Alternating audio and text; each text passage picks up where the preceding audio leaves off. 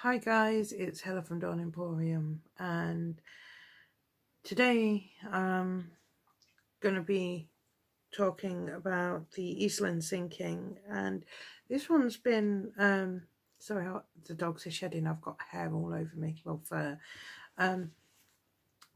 Been quite a tough one to go into for me. None of my history ones are particularly easy. If you haven't watched any of the others, I tend to go for history, and I tend to go for dark parts of history, and I tend to do it on purpose because I like to learn from history, and I think everybody should learn from history,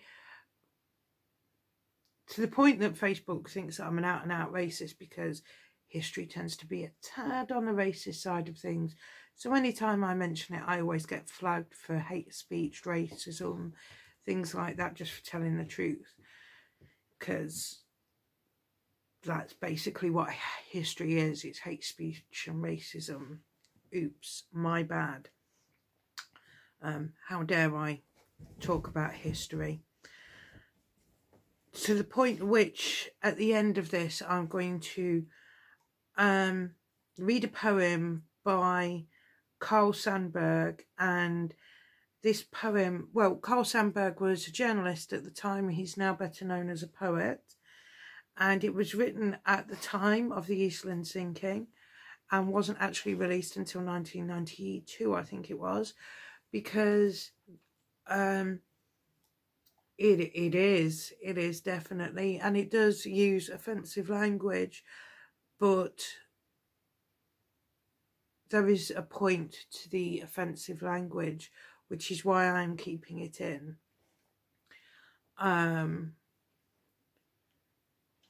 So I would like to point that out, but that's a wee way off yet. And this is so in depth, I've had to break it down into chapters. It's only a little bit longer than my work into Poonam Devi, Bandit Queen, but it's that in depth that it was better off in chapters. I'm sorry if you can hear weird noises. One of my dogs is sat on the sofa just there, which is where I normally sit, by the way, and he's licking the sofa. You're going to come on? You're going to say hello? This is Odin, by the way. He's a giant Malamute, and he thinks he's a Chihuahua. So he does make a lot of noise when he wants, don't you, baby? Yes. So any strange noises, I'm sorry. You've been gorgeous. Yes. He does keep getting closer and closer to the camera. My other dog, Scardy, she just runs away from the camera. She's a bit camera shy. She thinks when I'm talking to the camera, I have actually lost all of my marbles. Doesn't she, your sister? She thinks Mummy's mad. So anyway, fur everywhere. Yes. Yes. Winter shed. Yes. Still nuts. Yes. Sparkly eyes. Anyway. Makeup crew. Right, so chapter 1. The Hawthorne Works Employees Picnic. In the 1900s, people worked a 6-day week. It was pretty soul-crushing, labour-intensive stuff. So Western Electric came up with the idea in around 1910, an annual picnic. It'd be a morale boost for employees and would only cost a day's labour for them, as employees had to pay their own fares, and they'd look like a good employer, so win-win. The picnic was held in Michigan City, Indiana, at the beautiful Washington Park. Washington Park had a lakefront location, so it was easy to get to via the Great Lakes, many steamliners, and offered a whole host of amenities such as bowling, bathing, bathhouses, amusement parks, roller coasters, merry-go-rounds, baseball parks. Even you could get photographs there, which was still quite a looks thing back in the day. So it was a complete heaven to a load of factory working city dwellers.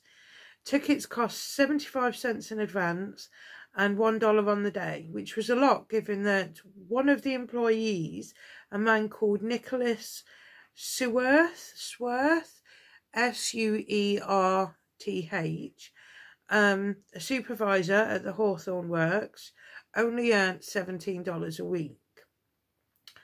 So how much the rest were earning, I don't actually know. I don't have the numbers for that. But as they were mainly immigrants, probably not that much.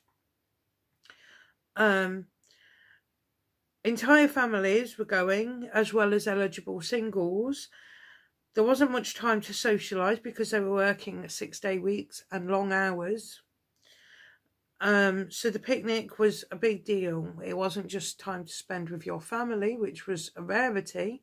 It was also a time to perhaps mingle and meet your possible future husband or wife.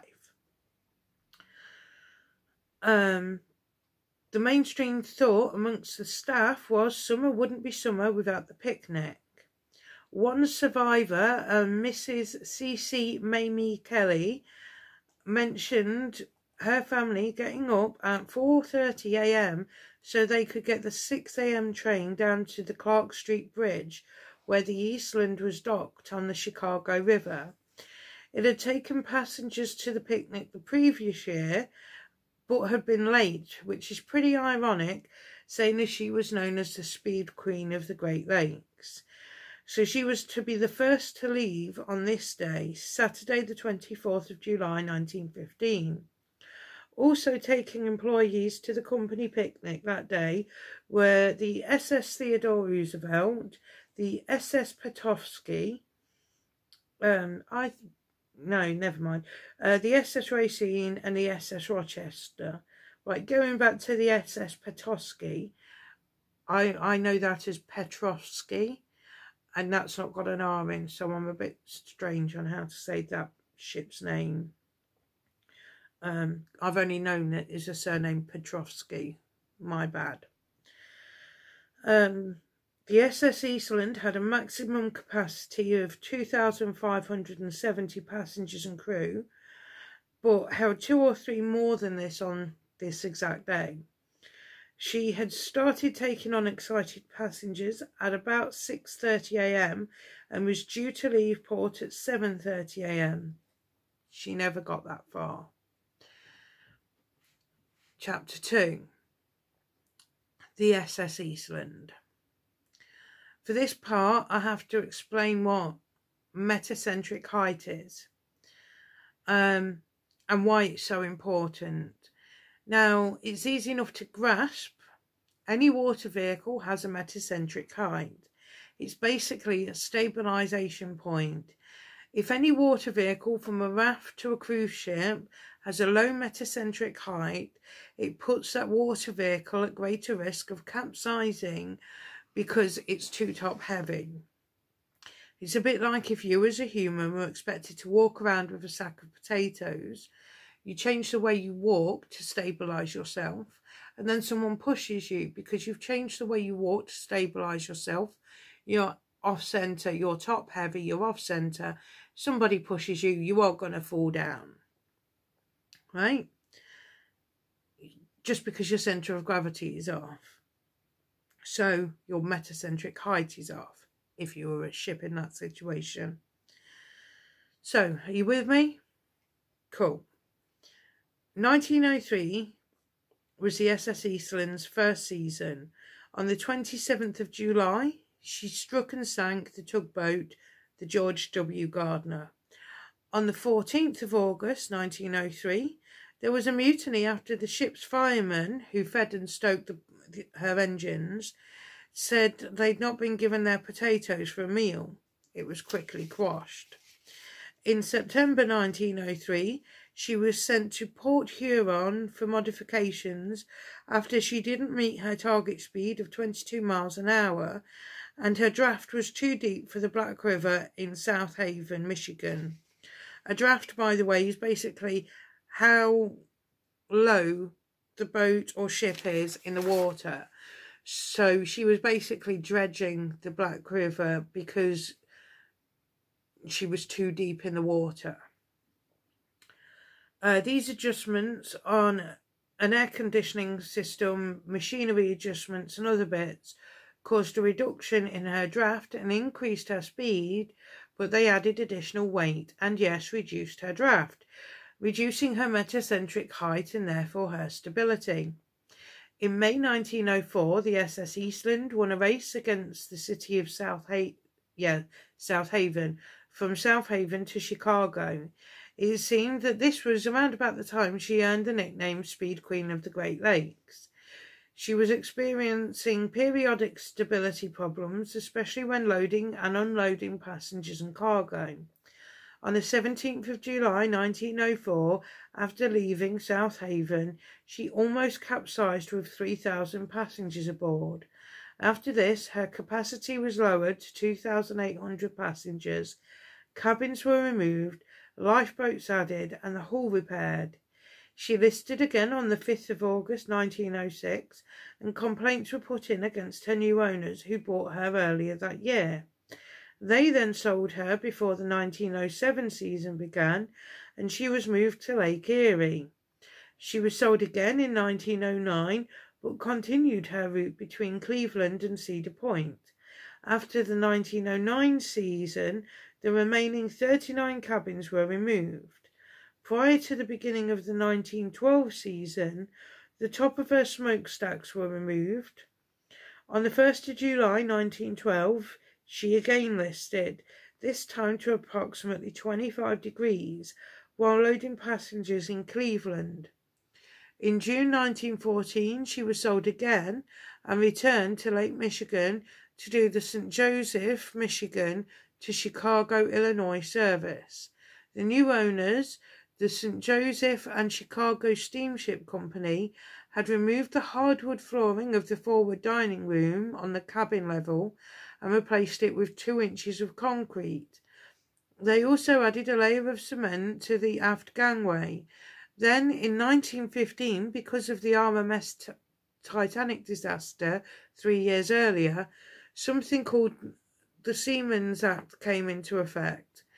The law stated all passenger ships must be retrofitted with enough lifeboats and life jackets for every soul on board.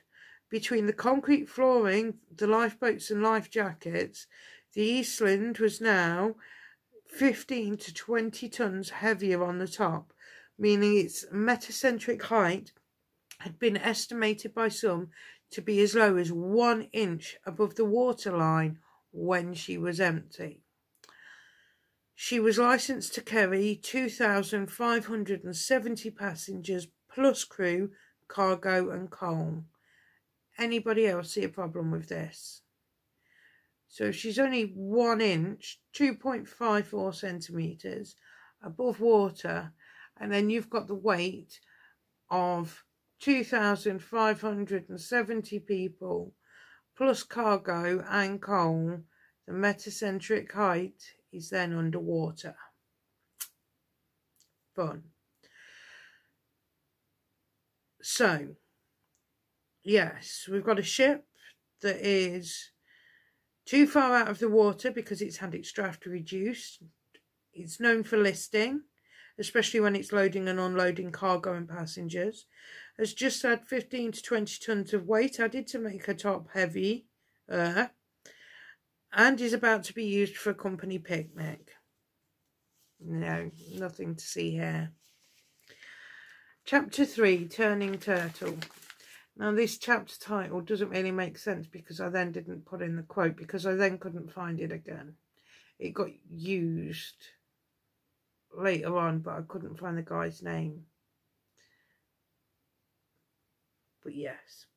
So we're back to Saturday, 24th July 1915, and the Hawthorne Works employees' picnic. Families, after some rare family time, singletons, hoping to mingle and maybe find the one. Everyone excited and raring to go for the day of the year. Musicians were playing ragtime music as people danced on the Eastland's decks. I'm telling you, this was a big event. I don't think I can actually put into modern terms how big an event this was. This would be like your company paying for you, well, helping you go to Glastonbury or something like that. It was a big thing.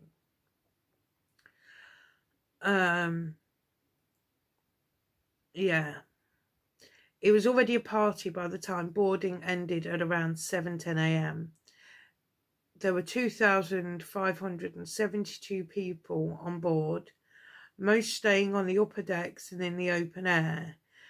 The ship began to list to port away from the wharf.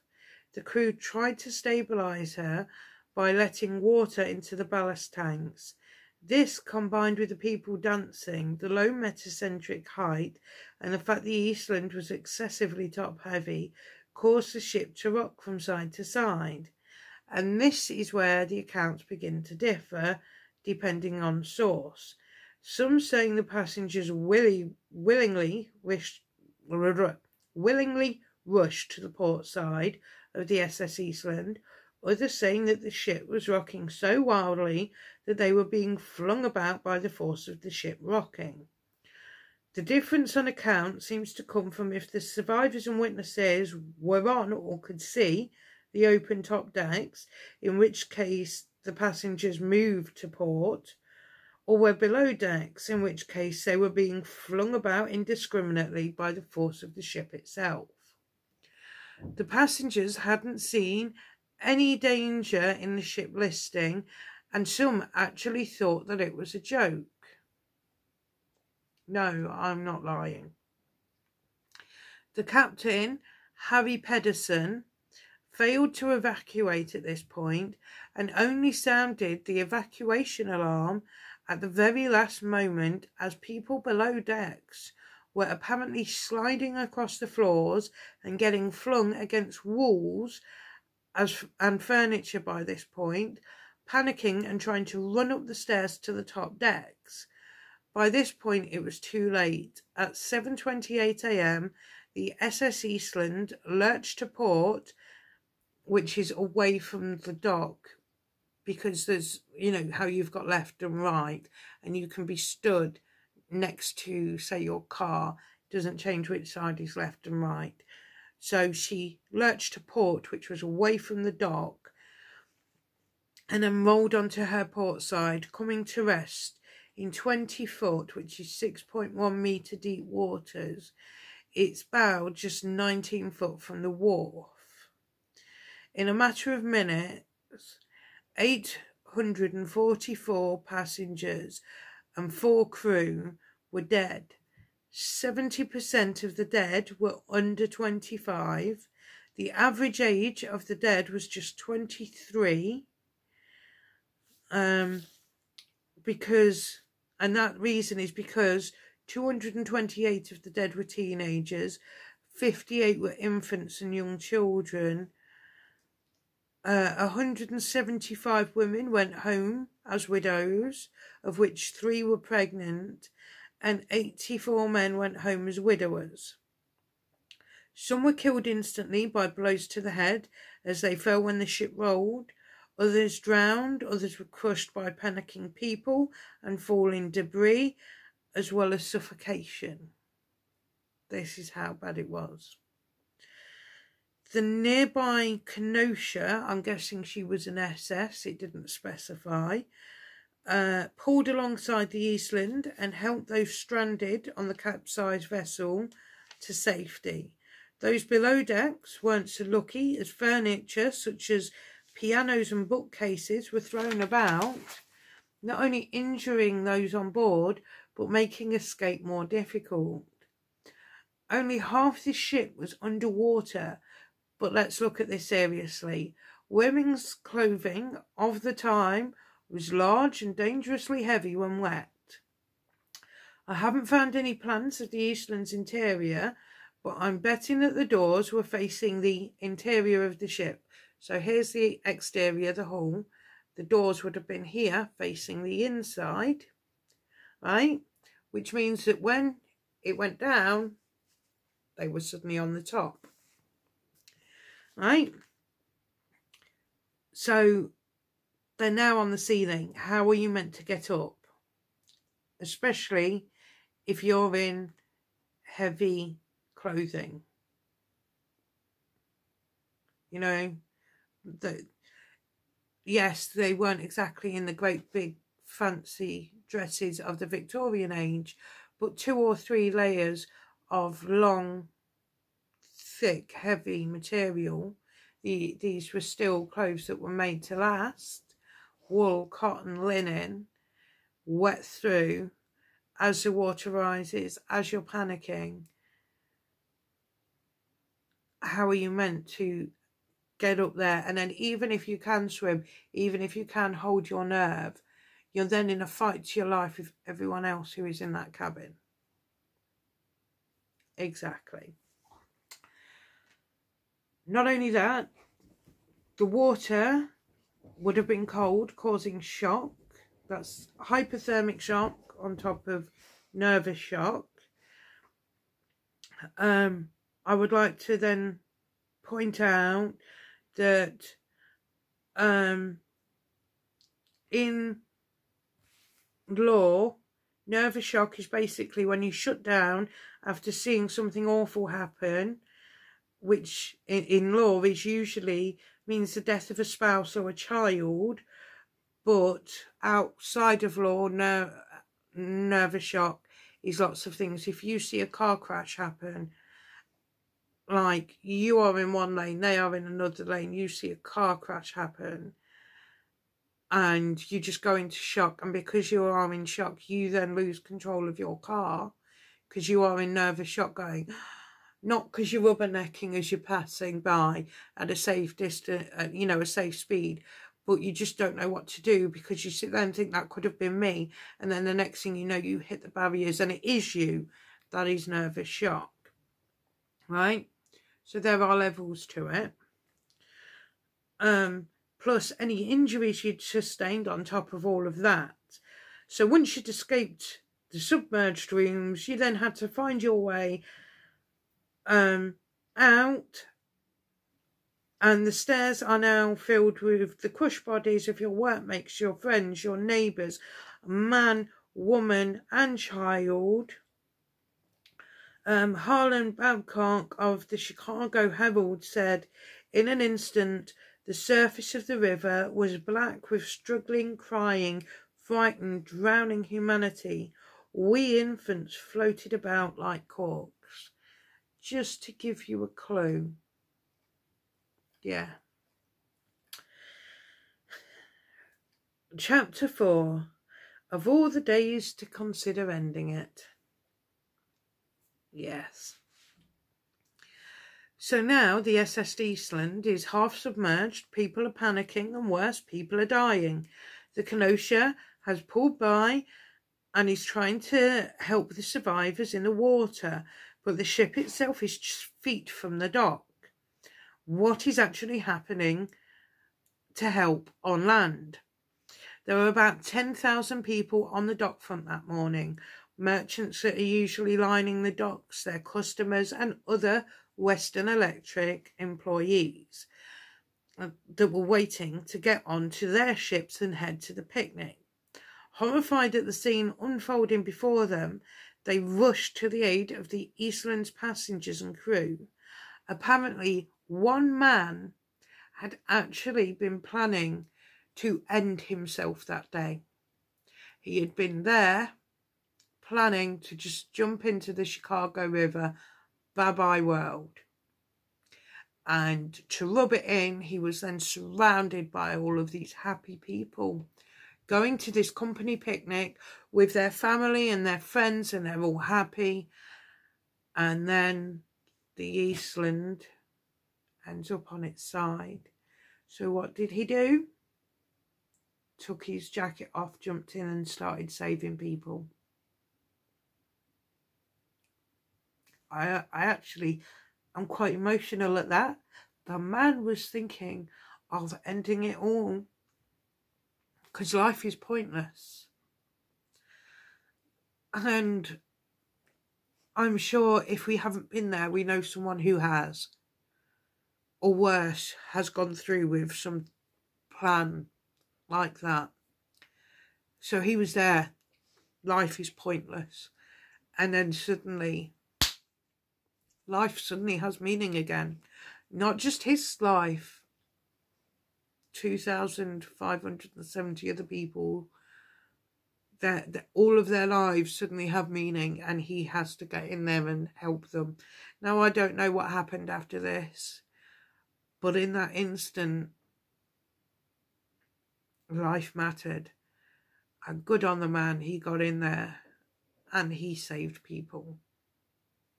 What a hero. What a hero. So, yes.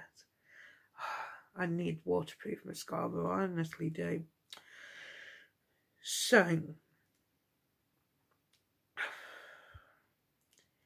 yes, he and everyone around him goes to help save as many people as they can. Others that couldn't swim did the next best thing. They started throwing things into the water that floated, like boards, ladders, chicken crates. But sadly, some of these attempts at saving lives had the opposite effect and were hitting people who were alive and either swimming or struggling on the head, knocking them out and sending them under the water. Yeah. It's a shame, but they tried. Parents clutched at their children tightly, and whole families were seen to disappear beneath the murky waters together. Other parents lost hold of their children, only to see their children slowly sink into the depths. God, the screaming was terrible. It's ringing in my ears yet, a warehouse worker told a reporter at the time. Western Electric nurse Helen Reaper, who you'll hear a lot about, was on her way to the docks to go to the picnic.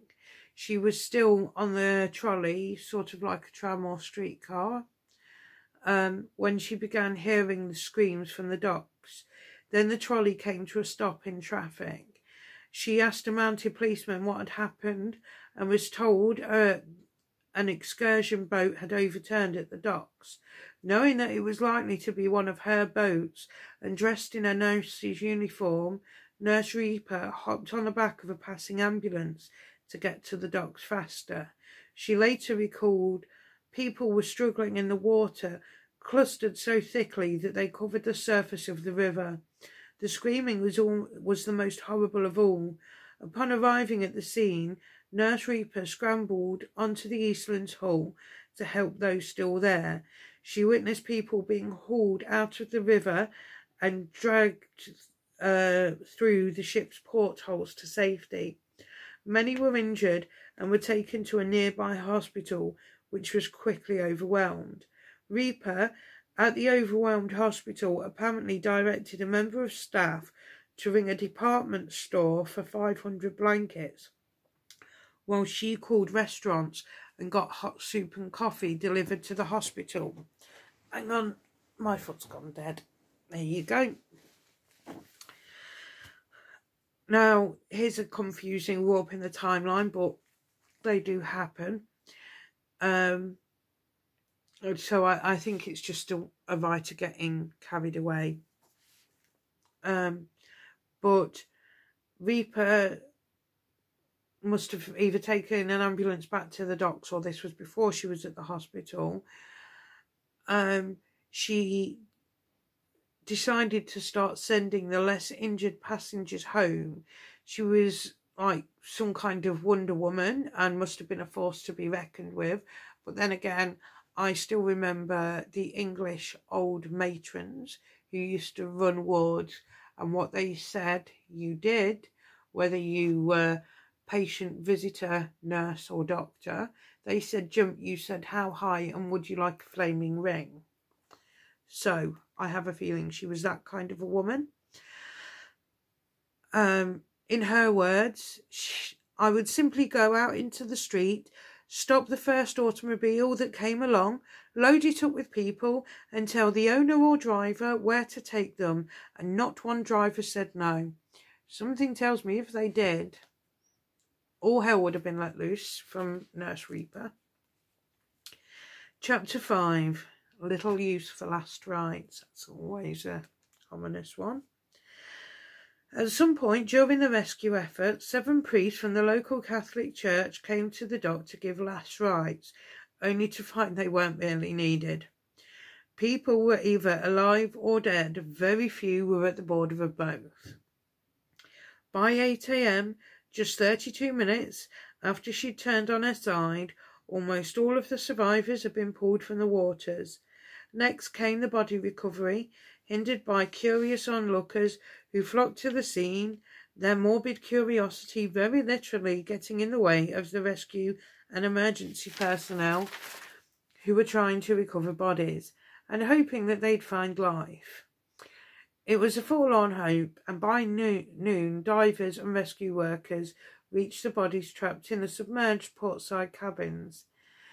After that time, all the bodies that came up seemed to be of women and children. I told you, those clothes. And then people wonder why I'm always in jeans. Some of the bodies were still clinging together so tightly in their dying embraces that stretcher bearers carried them out of the hull of the Eastland on the same stretcher, unable to entangle them. By the way, that was a quote, by the way, about after that time, all the bodies came up, which seemed to be women and children. That was Nurse Reaper again. Due to the shortage of ambulances, bodies were transported in American Express Company trucks. The nearby 2nd Regiment Armoury was turned into a morgue, with the bodies placed in rows of 85 for families to come and claim for their dead. Meanwhile, news of the disaster was spreading rapidly throughout the city. Family members of Western Electric workers all feared the worst, not knowing who was on the Eastland. 2 young sisters of Western Electric workers, Blanche Homolka and Alice Quinn, spent hours waiting at the streetcar stop their sisters used to get to and from work every day. They stood there for hours, watching passengers disembark, hoping to see their sisters again. It was no use. Caroline Homolka and Anna Quinn had perished. Chapter 6. Waiting for midnight. At midnight, the 2nd Regiment Army opened its doors to family and friends of the Eastland's dead. They allowed groups of 20 people in at a time to identify their family and friends. Those who were morbidly curious and pickpockets also elbowed their way into the crowd, some to stare at the dead, some to steal from them. That's lovely. It was now Sunday, and the people of Chicago were surrounded by the news in papers, on radio, and by word of mouth. In the close-knit Polish, Czech and Hungarian communities, especially those near the Hawthorne Works in Cicero, house after house was draped in black crape, and families sat in mourning, their families torn apart by what was meant to be a happy occasion. People obviously made comparisons to other boats that had sunk. The Titanic had hit an iceberg in 1912 and killed 829 passengers plus 694 crew. Just 10 weeks earlier, the Lusitania had been torpedoed and sunk, killing 785 passengers. Both of these tragic losses were at sea. The Eastland had rolled 20 foot from its dock and killed 844 passengers in Lake Michigan. 70% of these were under the age of 25, making this the largest boating tragedy in the US that wasn't at sea and the largest passenger death count at sea or on inland waters. It was America's largest water tragedy to that point and remains its largest tragedy outside of an act of war or terrorism. Around 500,000 people came to view the disaster scene over the coming days, with boat owners charging 10 to 15 cents to get the truly curious closer to the crowded docks and bridges that overlook the still waterlogged and sunken SS Eastland. Countrywide, newspapers ran the Eastland story for days on the front page as the entire country reeled at how a docked passenger ship could roll so easily and kill so many so quickly. Chapter 7. A City in Mourning. On Wednesday, 28th of July, Chicago had lost its usual optimistic disposition and became a city of funerals. There were not enough hearses for the funerals, so Marshall Field and Company provided an extra 39 trucks. 52 grave diggers had been working 12-hour days to prepare, yet they couldn't keep up with demand. Bohemian National Cemetery alone had 150 graves dug in preparation for the 28th. By the end of the day, 700 of the 844 dead passengers had been buried. Entire families were buried that day, including George Sindelar, the Western Electric foreman, and his wife Josephine and their 5 children, aged 15 to 3 years old. Their 7 white caskets arriving at the service, stacked one atop the other on the back of a Model T Ford. By the 29th, only one body remained unclaimed at the Armory morgue. That of a young boy, identification number 396, who had been nicknamed Little Fella by police and morgue workers. His body was then moved to a funeral home, where 2 children recognised him as their friend, Willie Novotny, 7. They went to the Novotny's grandma's house, who said his outfit for the picnic came with 2 pairs of knickerbockers, and if Little Fella's knickerbockers matched the pair she still had, it was indeed little Willie Novotny's body. They did.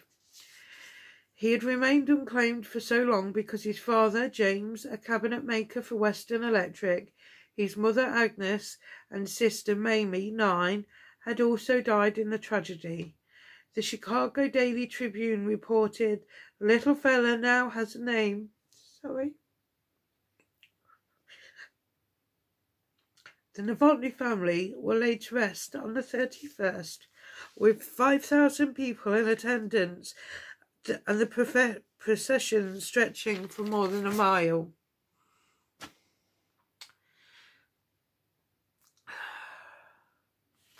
Chapter 8.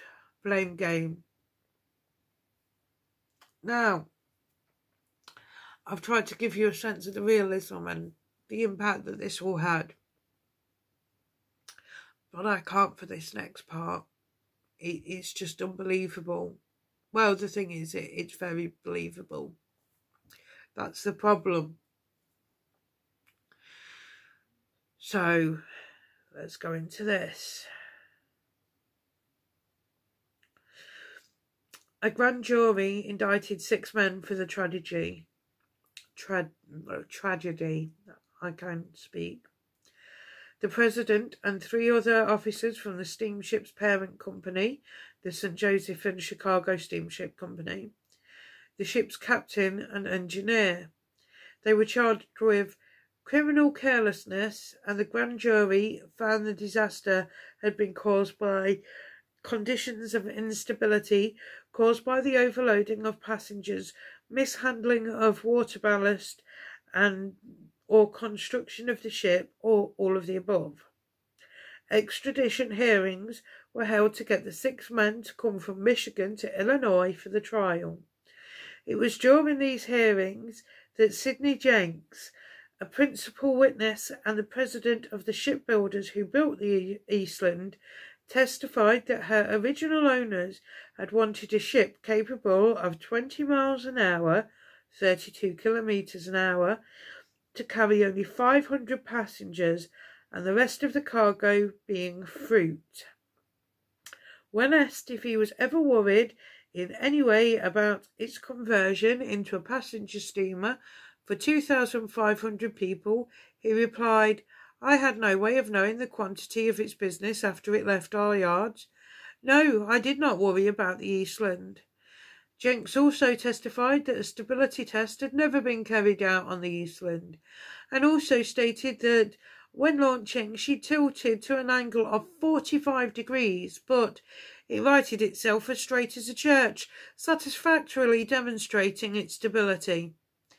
The court refused extradition, saying the evidence was too weak and there was barely a scintilla of proof to establish the guilt against the 6 accused, stating that the Eastland was operated for years and carried thousands safely, so none of the men had any reason to doubt the Eastland's seaworthiness, and the captain and engineer had done more consistent.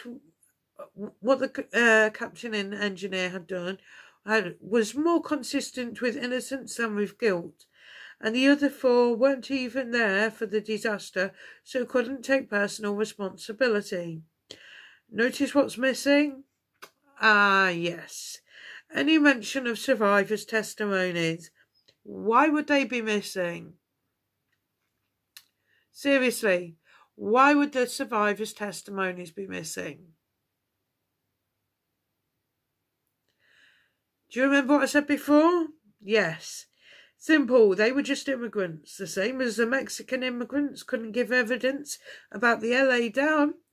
The Hungarian, Czech and Polish immigrants couldn't give evidence about the Eastland sinking and the hundreds of lives lost. Also, for an added kick in the teeth, it took 24 years to get this far, and whatever blame they felt necessary was put on the chief engineer, Ericsson, who had died over the preceding years. No wonder when it takes you 24 years to get that far. It also took 2 decades for wrongful death claims to be resolved. However, Western Electric provided $100,000 to relief and recovery efforts for family members and victims immediately. So it's nice to know that not everyone involved were complete demons. That is nice. But yet again, because of racism, everyone got off scot-free. 884 lives means nothing. Right. Again, another warning. I'm going to read you the poem The Eastland by Carl Sandburg, 1878 to 1967. Like I say, there are words in here that I would not normally use, but in the context of the poem, I think they are necessary.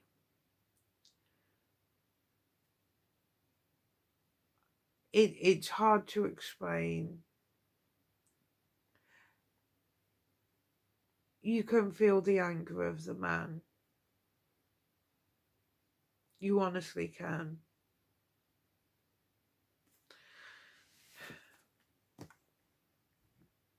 And I agree with him. Let's be honest now, for a couple of minutes, even though we're in Chicago. Since you asked me about it, I let you have it straight. My guts ain't ticklish about the Eastland.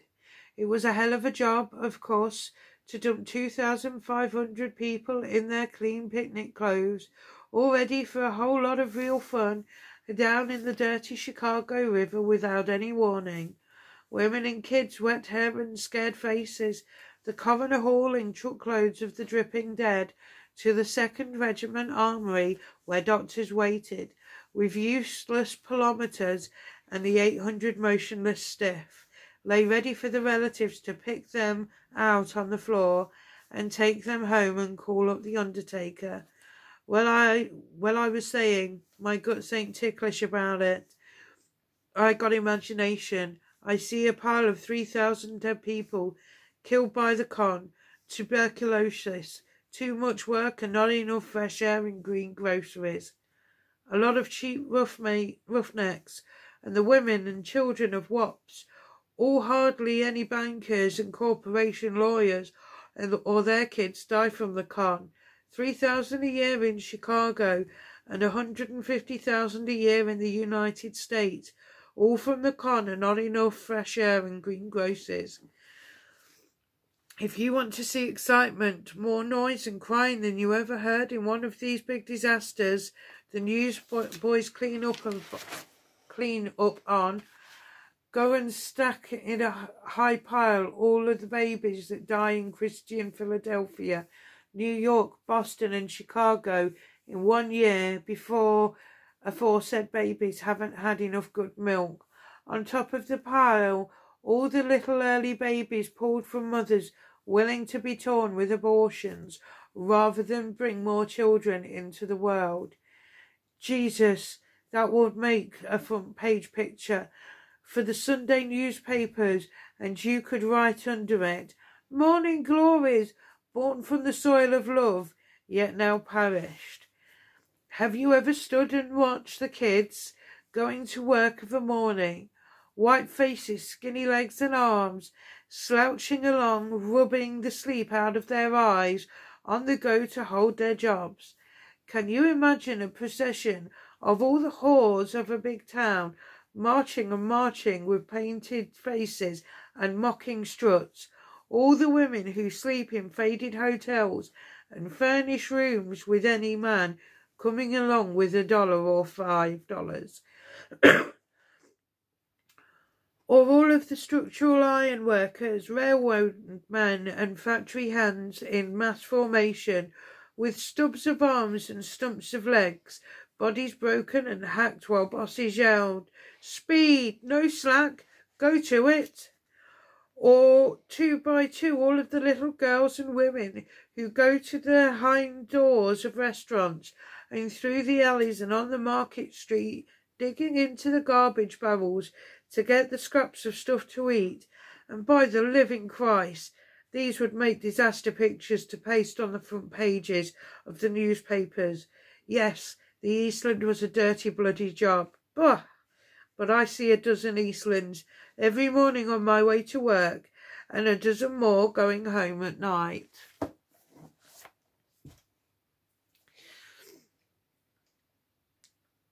Yeah, you can see why I left that in.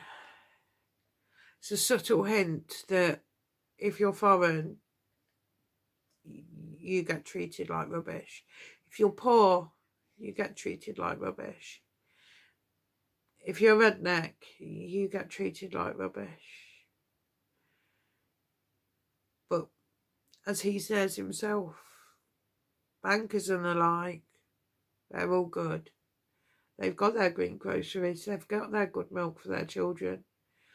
You don't see their wives and their daughters ripping themselves apart with abortions rather than bringing children into the world, because they don't see the dark sides, the seedy sides, the nasty sides. They don't have to turn to prostitution to feed their families. No, I am pro-sex work because I am. I just am. I see no problem with it. If you want to do it, you do it. But my whole point is,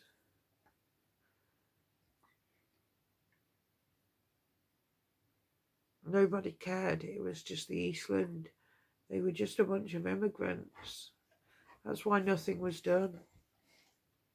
But when it was the Titanic that went down, and they were posh, and posh people died with money, everybody cared.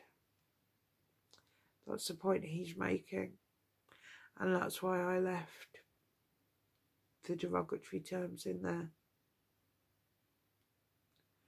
Because he's making a point with those terms.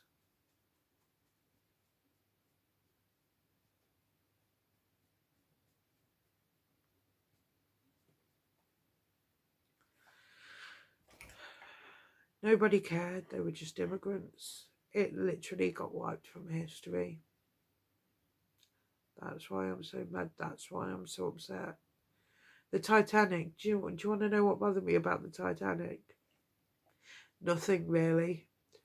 And I went to see the film as a child. Do you want to know what bothered me when I saw the film? When the engines flooded and they stopped working, because I actually really do like steam engines. My favourite steam engine out of any is the A4 train. It's well known I love A4s. So, yeah. I'm just... There's no point in being mad over history. You just have to learn from history. The thing is, we're not learning from history. Because I am sat here now on my sofa and yeah, it wasn't a mass casualty event, but at the same time it was. Carl Rittenhouse, why is he walking free?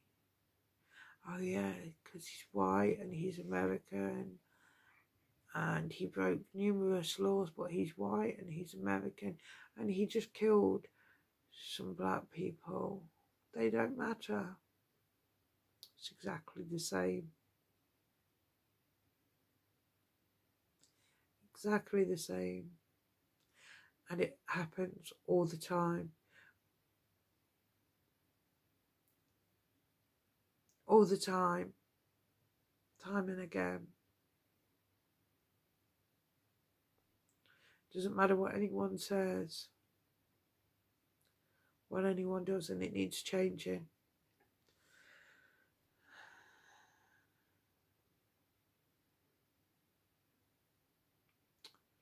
So, 106 years later, Carl Sandburg's poem is exactly the same.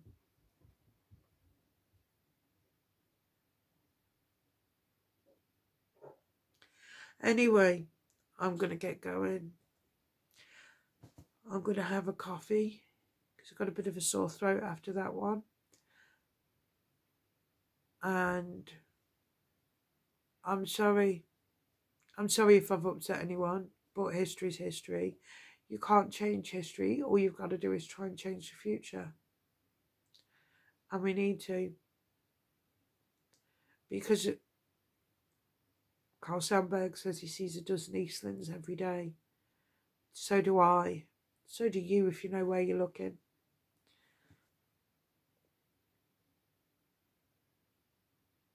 It doesn't matter whether it's one person or 2,572. You'll still see a dozen Eastlands every single day. And we need to change that.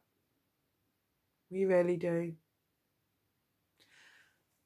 So, yet again, time to know your power. Gotta make a change from somewhere, eh? Bye.